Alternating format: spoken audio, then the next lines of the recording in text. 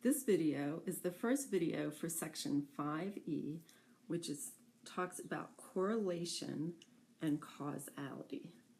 And the goal of this section is to determine whether one factor or variable causes another factor. So for example, we might want to study this question: does smoking cause cancer? So in order to determine that, you would have to set up some type of statistical study and use quantitative data so that we can do the analysis for the correlation first and then determine if one actually caused the other. In video 1, we're going to concentrate on the correlation part of this section.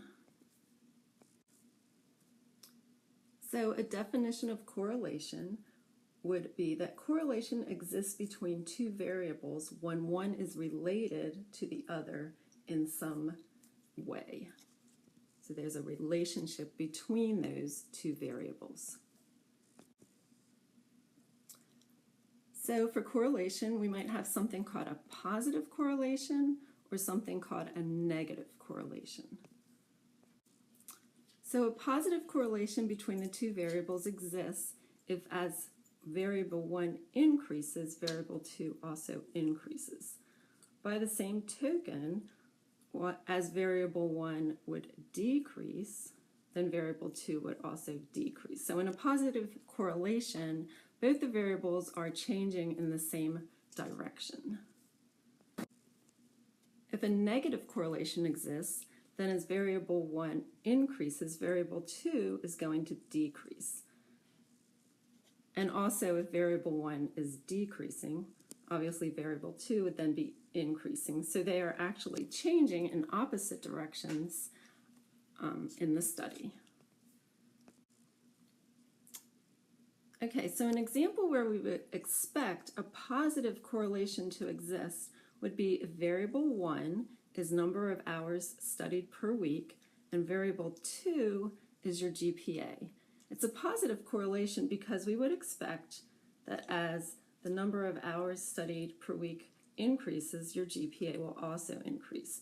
By the same token, if the number of hours studied per week decreases, then the variable 2, which is your GPA, will also decrease. An example where we would expect a negative correlation to exist is if variable 1 is number of classes missed in a semester, and variable 2 we're going to use as GPA again. So we would expect that the more classes that you missed in a semester, the lower your GPA would be. And of course, the less amount of classes that you miss per semester, the higher your GPA would be. Now, of course, we would have to set up a study and look at some actual data and take a sample and get that data and do an analysis on it. Just note that the examples that I did for positive and negative correlation do contain what we call quantitative data. And we looked at quantitative data previously, but quantitative data is data that you can quantify or assign numbers to so that we can do an objective statistical analysis on that data. Whenever you are performing a correlation study, it's very important to keep in mind that correlation does not prove causality. And we're going to talk about causality in video 2, but just because there is a strong correlation between two variables does not necessarily mean that one of those variables caused the other. And we will look at reasons or explanations for correlation later in this video. So for example, a study was conducted, and by coincidence, they figured out that people that had long eyelashes tend to eat more chocolate. So an increase in your eyelash length resulted in an increase in your chocolate consumption. So did the long eyelashes cause the eating of more chocolate, or did the eating of more chocolate cause the long eyelashes? Most likely this is just a coincidence, and there is no direct cause there, but we would have to look into that a little bit more at length. but we will talk again about these explanations very soon in this video. So when you're conducting a correlation study, the first thing you might want to do after you collect your data is a scatter plot. And a scatter plot is a graph in which each point represents the values of the two variables. So if you're studying smoking versus cancer, you're going to have quantifiable data, and that point will be a point that represents smoking, amount of smoking, and amount of cancer that occurred. Okay, so when we're doing a scatter plot for a correlation study, you're going to set up your two axes, and on your vertical axes, you're going to most likely put the effect. And this is also called your dependent variable. So that will be along this axis. And then along your horizontal axes is going to be your possible cause, which is also called your independent variable. Okay, so an example of a scatter plot, we said that we thought that the number of hours studied would be positively correlated with GPA. So when you collect your data and you do your scatter plot, it's probably going to look something like this, and it's close to a line that looks like that. This is a positive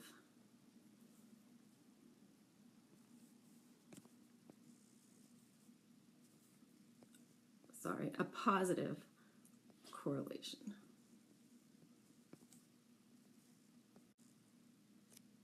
The other example that we looked at previously is the number of classes that you missed in a semester. We expect that to be negatively correlated with your GPA. So when you look at your scatter plot, it's probably going to look something like this: low classes missed, high GPA, and then the more classes that you missed, the lower your GPA. So again, you can make the line of best fit for those data points, and this would be considered a negative correlation. So a positive correlation is as one increases, the other increases. A negative is as one increases, the other decreases, and vice versa.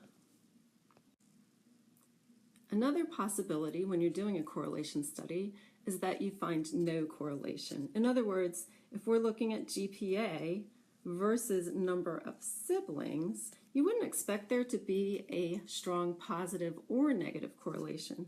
So your scatter plot might look something like this, where there's basically no pattern at all. And in this particular case, we basically say that there is no correlation between those two variables that we're studying. Okay, of course, this is based on a sample, and we looked at sampling plans previously, so you want to choose a good sampling plan to get your data. And a very good first place to start with any correlation study is to do a scatter plot of your data. And then you can determine whether you think there's a positive correlation, a negative correlation, or no correlation before continuing that correlation study. Of course, if you're performing a correlation study and you want to go ahead and do a scatter plot, you're not going to do it by hand, you're going to use technology. So again, I'm going to point you to a place in the book, which is page 347, which goes through how to use the software package Excel to make a scatter plot. So I'm going to briefly discuss something we call the linear correlation coefficient, which basically measures the strength of the correlation. And we usually use the letter R to determine that. So if you're looking at an Excel output or some software package output, the R measures the strength of that correlation between the two variables that you're studying. Okay, so your R ranges from -1 to 1. So on this line here that I drew, this closer your R is to -1, the stronger your negative correlation. the closer your R is to +1, the stronger your positive correlation. And of course, the closer your R is to 0, the weaker your correlation is. So next we want to look at some possible explanations for the strong correlation that you just calculated for your R. So the first one is coincidence. So let's just say, for instance, that it was found that the ability of better soccer players, ended up with birthdays in the early months of the year. That's probably a coincidence.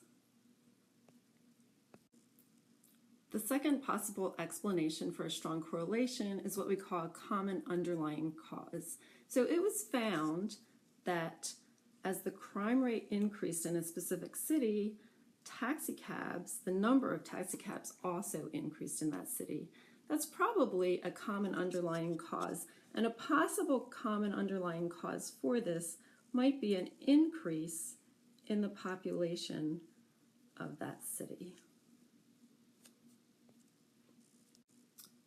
The third possible explanation for a strong correlation is what we call a direct cause. And for example,